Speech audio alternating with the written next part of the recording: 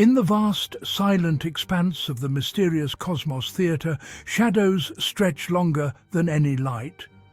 Where countless civilizations may play their parts, not all actors are what they seem.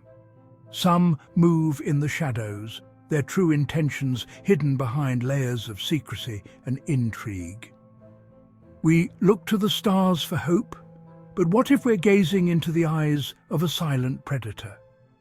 Whispers speak of the Ashtar Command, beings who claim to be our guardians but hide a darker truth.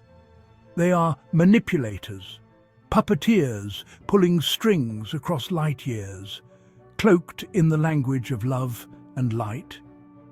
The Ashtar Command claims to be a benevolent force guiding humanity under the watchful eye of the Galactic Federation, a supposed council of advanced extraterrestrial beings.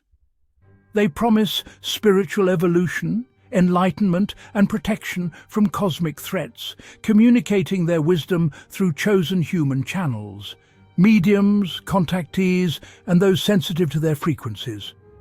But beneath this uplifting message of hope and unity, darker whispers persist, echoing through the corridors of conspiracy and doubt. Are these emissaries truly our guardians, or do they harbour their own secret agenda, one that serves interests far removed from humanity's well-being? Some researchers suggest the Ashtar Command is actually a rogue faction, operating outside the Federation's laws, willing to break cosmic codes to shape the destiny of our species. Their interventionist stance, their willingness to interfere in human affairs, hints at a desire to manipulate our evolution, perhaps even to direct it toward a predetermined outcome. The most disturbing theory suggests an obsession with genetic purity, a fixation on creating a so-called perfect lineage. Descriptions of Ashtar beings, tall, blonde, blue-eyed, uncannily mirror the Aryan ideal promoted in the darkest chapters of human history. Did these cosmic visitors see in early 20th century ideologies a reflection of their own values, or did they influence those beliefs from behind the scenes? Perhaps their ultimate goal was never to save all of humanity, but to cultivate a specific lineage, a chosen avatar race, engineered to embody their vision. The comforting narrative of cosmic guardianship may, in truth, conceal a far more selective and far more sinister plan, one that challenges everything we think we know about our place in the universe. Tonight, we peel back the layers of this deception, a gothic tale of infiltration and control, hiding in plain sight. Who are the Ashtar Command? Mainstream sources call them benevolent extraterrestrials, guiding humanity to enlightenment. But what if their true purpose is far more sinister? Some theorists claim the Ashtar Command is the galaxy's most powerful drug cartel. Their messages of light may be a smokescreen for human trafficking and psychic narcotics, creating dependency and control. These aren't just drugs. They're designer substances that manipulate consciousness, foster loyalty, and promise God-like power. The perfect partner for their scheme? A charismatic leader obsessed with power, already waiting in 1930s Germany. The Ashtar Command's gift was not peace, but a tool for domination. Was the Third Reich powered by more than ideology? Some claim Hitler and his inner circle received a potent otherworldly stimulant from the Ashtar Command. This cosmic crack was seen as a sacrament, fueling grandiose visions and paranoia. Ritual use among Nazi elites allegedly opened gateways to communicate with their alien suppliers. The result: addiction, irrational decisions, and escalating brutality at the highest levels of power. The Ashtar Command had created the perfect dependent client, one whose destructive impulses would serve their cosmic business. It's the ultimate cartel model, create a crisis, then sell the solution, all while maintaining control. The Great White Brotherhood, an ancient secret society shrouded in myth and shadow. Said to be ascended masters, they claim to guide humanity, but their wisdom is a tool of influence and total control, not enlightenment. Beneath the surface lies a doctrine of white supremacy, shaping history from the shadows. The Ashtar Command claims to be our protectors, Nordic aliens offering light and guidance. But their history is one of conquest, not benevolence. These beings are colonizers, planet poachers, free grazers, weaving a tapestry of lies to control Earth, the Earth-born, and shape their destiny for their own agenda. Tonight, we expose their true intentions and the darkness behind their promise of light. The Lyran Nordics fled to the Pleiades, or Taygeta, forging a new home as the Plejaran. But these worlds were not empty. They colonized ancient lands, erasing native civilizations and rewriting history. From their stolen home, they broadcast peace, hiding a legacy of conquest.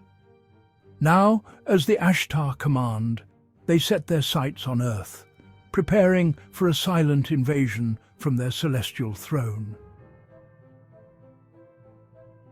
The Nordic refugees' defeat in the Lyran system only deepened their belief in their own superiority. Their exile to the Pleiades became a crucible, forging a society obsessed with racial purity and manifest destiny. They saw themselves as survivors, genetically pure, destined to rule.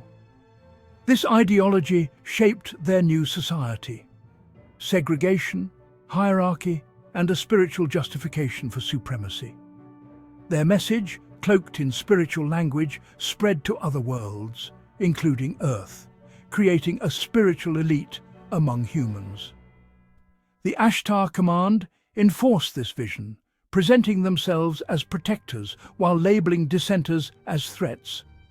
Thus, the seeds of cosmic control and deception were sown, with Earth caught in their web. Not all Lyran refugees agreed on subtle conquest. A militant faction split off, settling in Aldebaran and embracing open fascism and genetic purity. Unlike the Plejarans' covert methods, the Aldebarans sought direct domination.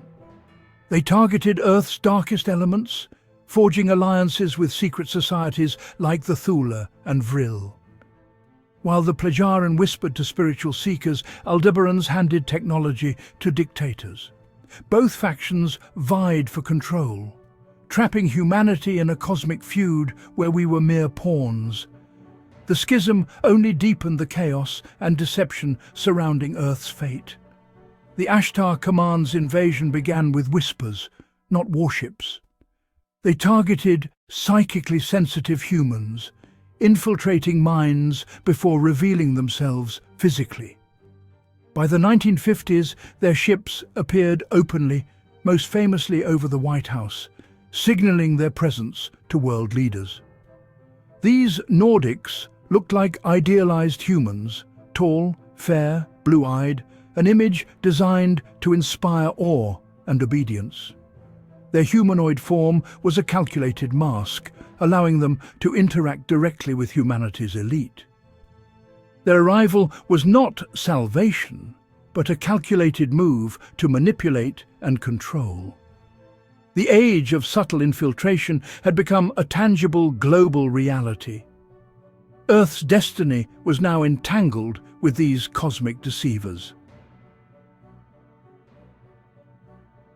The Ashtar Command's ideology infiltrated Earth long before their ships arrived. Through Madame Blavatsky and the Theosophical Society, they seeded the myth of the Great White Brotherhood. Blavatsky's ascended masters were telepathic agents, injecting supremacist doctrine into Western esotericism.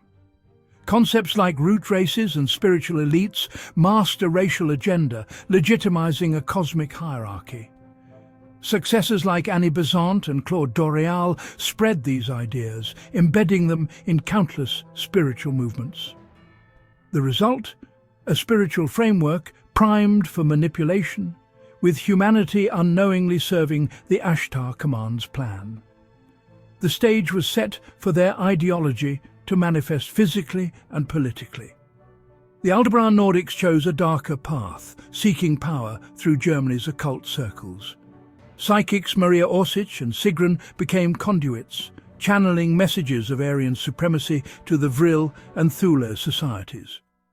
The Aldebarans offered not just ideology, but advanced technology, fueling the Nazi UFO program. They promised the Nazis a return to divine origins and global dominance.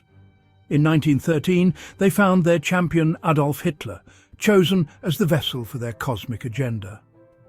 The alliance fused occultism, technology and racial doctrine, preparing the world for unprecedented darkness. The voices from Aldebaran had found their instrument. The Third Reich's technological leap remains a mystery. Some say Nazi scientists were brilliant, others claim they had help from the Ashtar Command. This alleged alliance was forged in secrecy, with the Ashtar Command breaking their own rules to accelerate a shared vision. Nazi obsession with Aryan purity echoed Ashtar ideals, making them ideal partners. In exchange for ideological alignment, the Nazis received blueprints for zero-point energy, anti-gravity and exotic weaponry. Occult groups like the Vril and Thule societies were said to channel information from these otherworldly patrons. The result, Nazi wonder weapons that defied conventional science. The Ashtar Command provided the theory. Nazi scientists like Kammler and Schauberger built the hardware. Together, they pursued a terrifying vision for humanity's future. With Hitler as their puppet, the Aldebaran Nordics poured technology and ideology into the Third Reich. Nazi engineers received blueprints for flying saucers and energy weapons, fueling rapid advances. Hitler's obsession with Aryan purity became a breeding program for the Aldebaran's genetic experiments. The Reich's racial laws and Lebensborn project served extraterrestrial goals, not just Nazi ambitions. Antarctica's secret bases became centers for these unholy projects. The Aldebarans broke galactic law, using Hitler's regime to further their own agenda. The Plejaren watched, feigning neutrality, as their kin built a fascist empire on Earth. The world burned, and the true masters watched from the stars. At the heart of Nazi secrets were Wunderwaffen, wonder weapons beyond imagination. The most infamous, Die Glocke, the bell, a device rumoured to manipulate space-time and matter. Overseen by SS General Hans Kammler, both he and the device vanished as the war ended, fueling wild theories. The Nazis also pursued flying saucers, Haunebu, powered by radical propulsion, allegedly from Ashtar technology. Victor Schauberger was forced to develop engines mimicking nature's flow, resulting in disc-shaped craft with impossible maneuverability. Hitler's ambitions extended to super soldiers, mind control, and even cloning. Experiments ranged from methamphetamine-fueled troops to horrific genetic research under Mengele. The goal, a master race, engineered and controlled.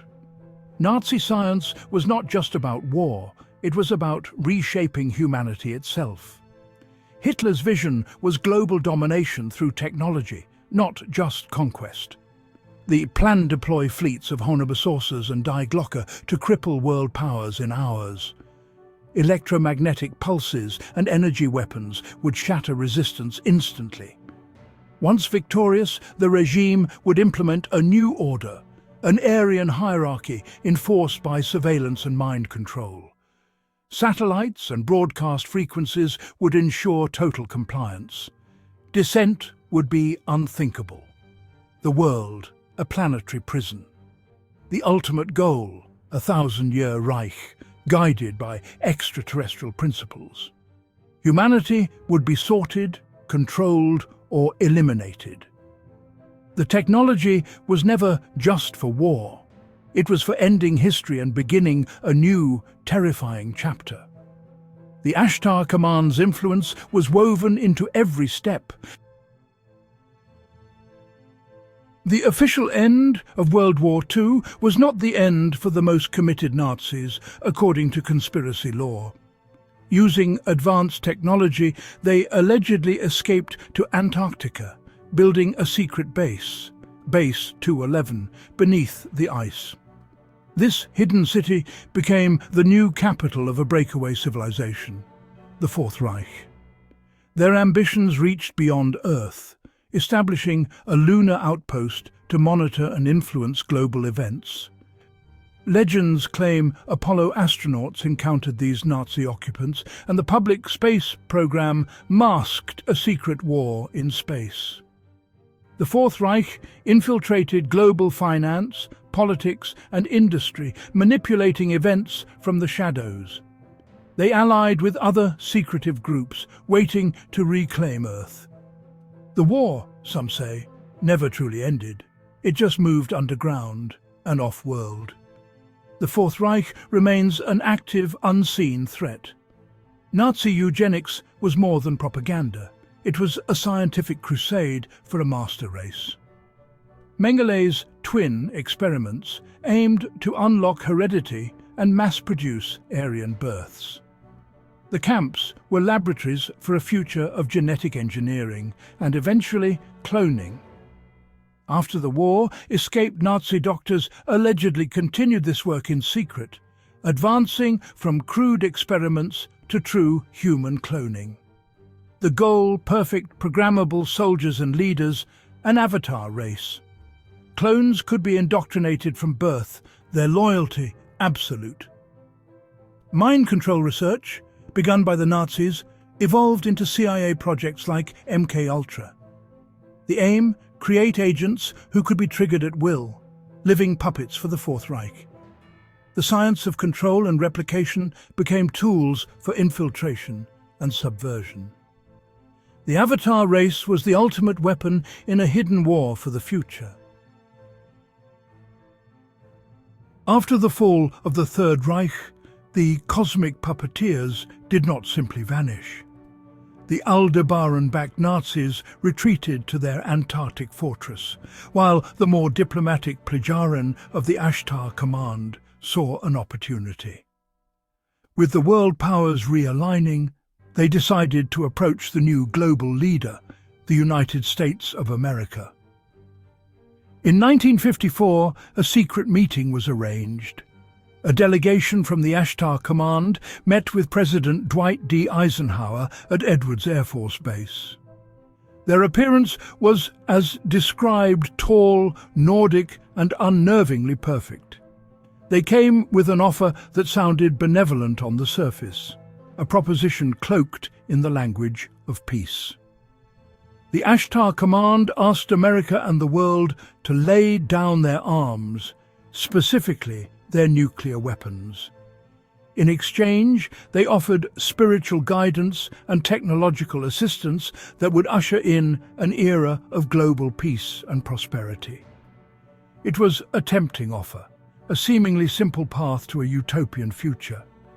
However, this was the same poisoned chalice they always offered. Their true goal was not disarmament for peace, but disarmament for control. An Earth without its most powerful weapons would be a planet unable to resist their will. It was a classic move of psychological manipulation: create a crisis, the Cold War and nuclear terror, and then present yourself as the only solution. Fortunately for humanity, Eisenhower was not alone at this fateful meeting. According to the darkest whispers of this conspiracy, another group of beings was present. These were entities from Venus, led by a commander named Valiant Thor. They too were humanoid, but were not part of the Nordic collective. They served as advisors, cosmic observers wary of the Ashtar Command's true intentions. They also gave Eisenhower a file which pertained the layout for the QFS, the Quantum Financial System, QFS. A future financial system envisioned to use quantum computing and cryptography on a blockchain platform to revolutionize transactions by offering enhanced security, real-time speed, and transparency, potentially eliminating intermediaries like banks. Within this file was the formula to set up the electronic money system, which the elite later used for themselves. As the Nordics made their offer, it was Valiant Thor who stepped forward and spoke a word of warning to the President and his generals. Do not trust the people from Aldebaran. He exposed the Ashtar Command, linking them to their more openly hostile cousins and revealing their shared sinister heritage. The accusation was a stunning blow. Labelled as untrustworthy and having their deception exposed, the Ashtar Command delegation was deeply insulted. Their mask of benevolence had slipped, revealing the arrogant and manipulative face beneath. Their offer was refused. Furious at this rejection, they did not simply retreat. They utilized their mastery of time and went back, not to change the outcome of the meeting, but to double down on their previous strategy. They reinforced their connections with the remnants of the Theosophical Society and the Nazi diaspora, ensuring that the power of the Fourth Reich would continue to grow in the shadows, a hidden empire still ruling the world today, forever loyal to its cosmic masters. The rise of Adolf Hitler was no accident. It was a project born in the shadows, where occult societies and otherworldly beings sought a vessel for their dark ambitions. They found their man in a failed artist, filled with resentment and a burning desire for power: Adolf Hitler. Hitler became the focal point, a singularity where dark influences converged, transforming him into a vessel of terrifying power. The Third Reich was not just politics, it was the physical manifestation of an extraterrestrial and demonic plot. The Theosophical Society was more than a nationalist club. It was a secret order obsessed with Aryan origins, practicing dark rituals to contact hidden cosmic masters. Through psychic mediums like Maria Orsic, the Aldebarans confirmed their wildest beliefs, offering proof and advanced designs. The Theosophical Society became the Nazi Party's spiritual backbone, fusing cosmic myth with brutal ambition, an unholy alliance that changed history. The Nazi obsession with the Aryan ideal was inspired by the Aldebaran Nordics, extraterrestrials they worshipped as perfected humans. Their appearance became the blueprint for Nazi racial policies and brutal genetic programs. The sinister Lebensborn program bred pure Aryans, even kidnapping children to create a superior race for their alien masters. The Holocaust became a horrific ritual, sacrifice for a dark extraterrestrial ideology. As World War II ended, the Nazis' most valuable assets vanished. Secretly, they fled to Antarctica, building a hidden base beneath the ice, Neuschwabenland. With alien help, they created a shadow empire, perfecting advanced technology and flying discs. Their craft sparked UFO sightings and repelled Operation High Jump. The war never ended. It just went underground, into the kingdom of ice and shadow. The fall of Berlin in 1945 was a staged illusion. The Third Reich never truly died. It transformed into a global, invisible network. Its power now lies in finance, media, and corporations, subtly shaping society for over 70 years. This legacy of control is the ultimate triumph of the Aldebaran strategy, hidden in plain sight. Sheran, who is Alalu's avatar, and his people were called the Nobody people. Once they hooked up with the Nomos, whose star was burning out, they took on the name Ashtar Command, as in ash star, meaning a star that has burned out. Ash is what's left after a fire burns out. Their commander Ashtar Sheran is the man who is in charge of the airborne division of the Great White Brotherhood, or Brotherhood of Light. Commander Sheran and his vast extraterrestrial army of workers of over 12 to 20 million work closely and in conjunction with whoever they feel is with their agenda. Besides the 12 to 20 million personnel under his command in your solar system, of which he is in charge, there are another 4 million members and workers on the physical plane. They also named their people the same as the Rizkians to cause confusion. They are 6 to 8 feet tall, white, black, grey, or mainly straight blonde hair, some cases brunette with blue eyes. The women are 6 to 7 feet tall. They look like Barbie dolls, with smooth, pale baby skin like paste. Their bodies only have 25% water versus Earth humans having 78% water in their bodies. They are born in test tubes, they are grown. The Pleiadians, do Ashtar Command, don't have children like humans on Earth. Their women don't carry their child in the belly for 9 months. Instead, they are grown in tubes for 6 weeks. This is really the process of cloning. They take DNA from the mother and father, then they put it into a computer and grow the baby in a test tube. On their planets, Alalu, who is Sheran, restricted them to only 2 kids because he wants to get out of these shells. They are the Galactic Federation of Light, which is also called the Intergalactic Confederation, in its wider universal form, which is comprised of many great federations and councils, including our local Galactic Federation and its overseeing council. The Galactic Council flows in turn through an Ascension Council, which overviews and guides planetary and stellar ascensions in a specific, focused role.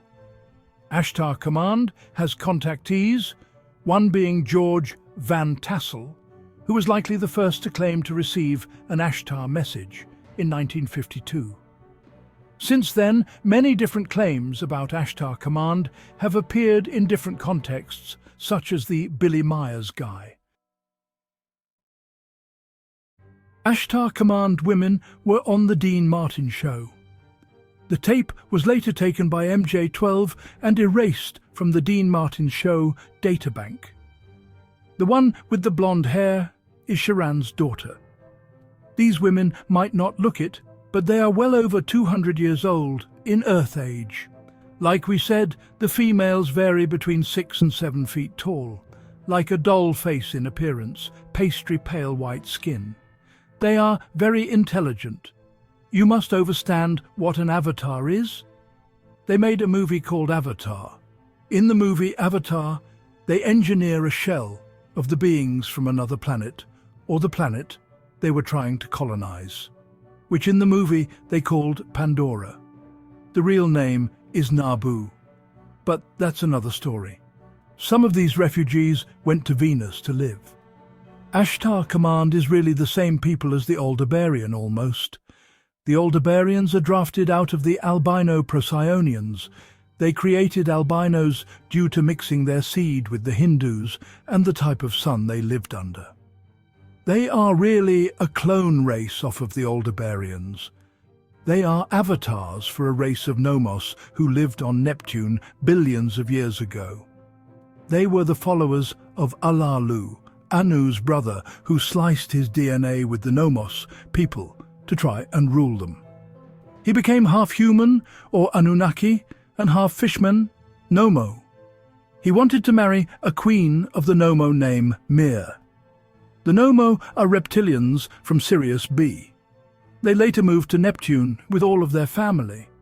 They lived on Neptune until Nibiru almost crashed into it, causing a magnetic storm, killing 70% of the planet. Alalu, his children and guards were using avatar clones, which they made from Aldebarian hybrids. They got these Aldebarian slaves through the galactic slave trade. The equipment they were using to transfer their essence to the Ashtar Command shells was on the planet Neptune. The electric storm causes the equipment to shut down, trapping Alalu and his people in Ashtar Command shells. Sheran, the leader of Ashtar Command, is really Alalu from Neptune. They became known as Ashtar Command when they went back to their old home, Sirius B. Before this, they were called the Nobody People, having no home. They were nomad because they were originally water beings. At the time, Sirius B was burning out due to Nibiru passing by and draining its solar power.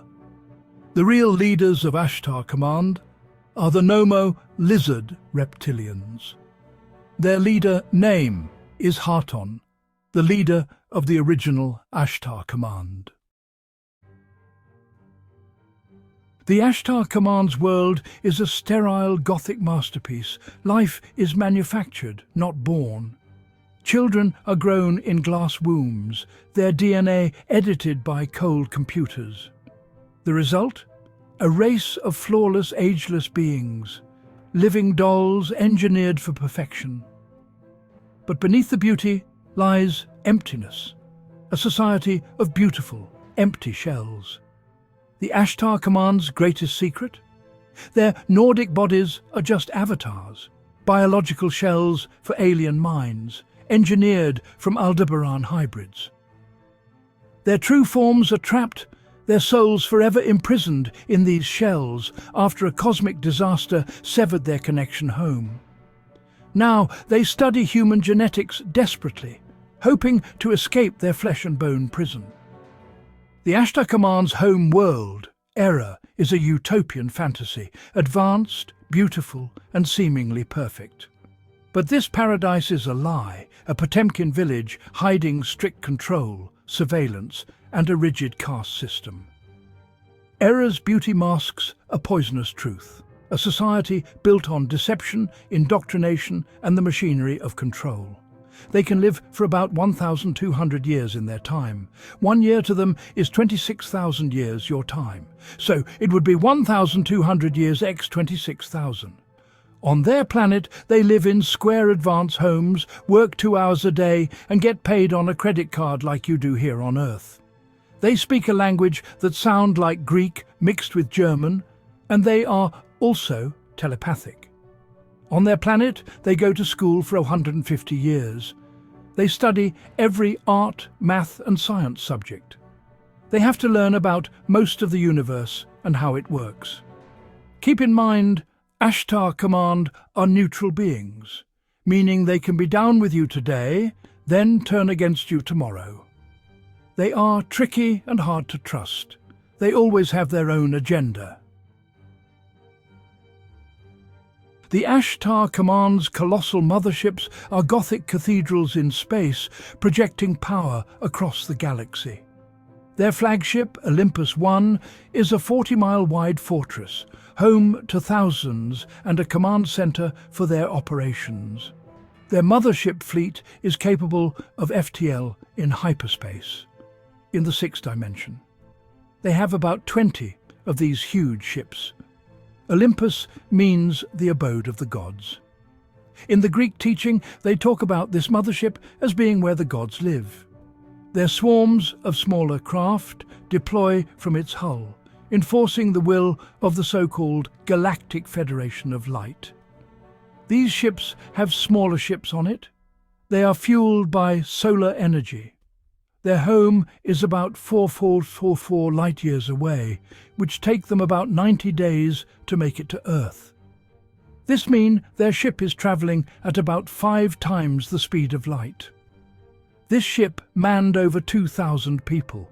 They have some baby planes that look like the mother plane, but they are about 40 feet in diameter, and some that look like silver and gold wedding cakes.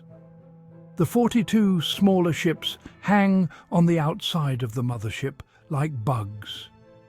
When you see a lone saucer, you glimpse the eye of a vast, sinister machine of control. The Great White Brotherhood and Ashtar Command promise spiritual ascension, but their path is a gilded ramp to a slaughterhouse of the soul. These so-called ascended masters are psychic vampires, feeding on humanity's faith and devotion. Their mission of love is a mission of control, turning Earth into their personal feeding ground, a false light leading only to servitude. The Ashtar Command offers utopian technology, free energy, miraculous cures, advanced propulsion, but it's a Trojan horse. Accepting their gifts means surrendering our freedom, trading our problems for a high-tech prison. Their rescue is selective, saving only loyal followers, while the rest are left behind in chaos. In this Gothic reality, the Ashtar Command is not our saviour, but the architect of our enslavement. To maintain their grip on the human psyche, the Ashtar Command must continuously reinforce their divine status. They are honestly masters of illusion, orchestrating grand, seemingly miraculous events to manufacture belief and quash dissent. These are not genuine spiritual phenomena.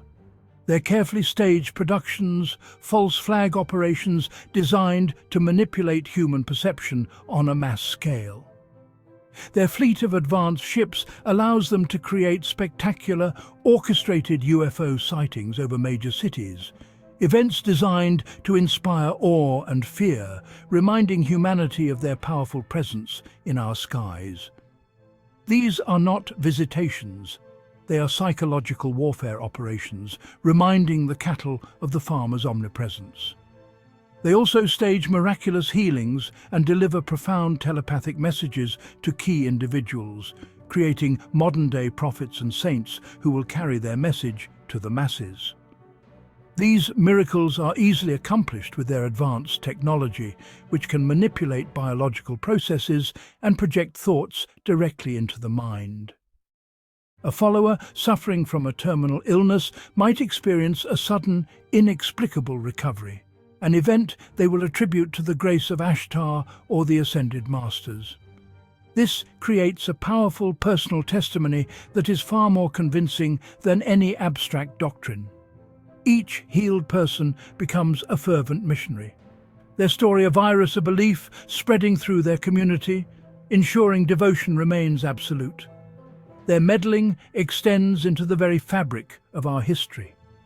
The Ashtar Command has broken the most sacred of galactic laws, the prohibition against temporal interference. They are time-traveling criminals. They have jumped back in time to influence key figures and events, ensuring their agenda unfolds according to plan. They are guilty of influencing the mad scientist Yaqub, guiding his hand in the dark genetic experiments that, according to some law, created a race of devils to plague the original peoples of Earth. This manipulation of our deepest past ensures that the racial divisions they thrive on are embedded into our very history, a wound that can never fully heal. Their most egregious temporal crime was their interference with Adolf Hitler. They not only provided the ideological foundation for the Third Reich, but also gave Hitler the advanced technology needed to pursue his horrific vision. This is a flagrant violation of galactic law, which strictly forbids advanced civilizations from providing such technology to pre-spaceflight species. The consequences for such a breach are severe, but the Ashtar Command, in their arrogance, believe they are above the law. They have altered our timeline, manipulated our historical records, and seeded our past with the poison of their own supremacist ideology, all to ensure their dark doctrine of control and compliance would take root and flourish on planet Earth. We have traced the poisoned streams of influence from Lyra to the Pleiades, uncovering a silent war waged by the Ashtar Command and their allies. Their doctrine, cloaked in light, is a campaign of spiritual subjugation, echoes of deceit shaping our history. Feeding on devotion, they offer a false path of ascension, keeping humanity as their energetic property. The Ashtar Command story warns not all that glitters is gold, and not all who come from the heavens are divine. The Ashtar Command's true power isn't in their starships, but in the unseen chains they've fastened upon our world, chains of ideology, technology and history. We're born into a prison without bars, taught to love our wardens and police each other. Their control turns our desire for freedom into a mechanism of enslavement. The real fight is within, recognizing these chains and finding the courage to break free. The chilling saga of the Ashtar Command is a warning for humanity as we look to the stars. Beware any being, human or extraterrestrial, that demands faith over thought or offers easy answers. Our true defense is a unified, awakened humanity, one that values its own diversity and refuses to surrender critical thinking. The stars are beautiful, but not all are friendly. Trust in our own potential and be forever vigilant.